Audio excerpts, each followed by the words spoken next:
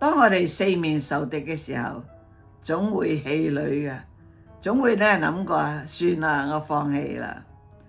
因為當我哋坐喺黑暗嘅裏邊，睇唔見前面有啲咩出路，我哋就會咧諗起我哋自己做錯嘅好多樣嘢。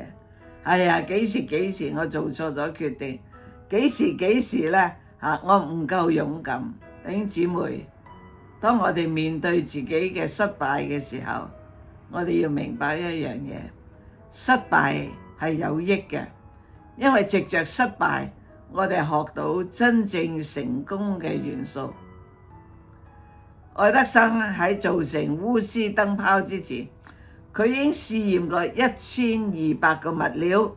有人就話佢啦，你已經失敗咗1200次啦，你仲去嘗試？愛迪生就話唔係啊，我嘅成功就係咧發現咗有1200個嘅物料唔適合咧做燈絲，我咁樣收窄咗嗰個嘅選擇，就係我邁向成功嘅一個重要嘅步驟。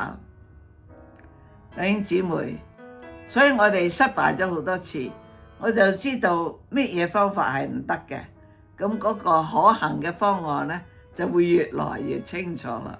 所以喺失敗嘅裏邊，我哋唔好氣餒，要好似彌迦書7章8節咁講，我嘅仇敵啊，唔好向我誇耀，因為我雖然跌倒，我仍舊要起來。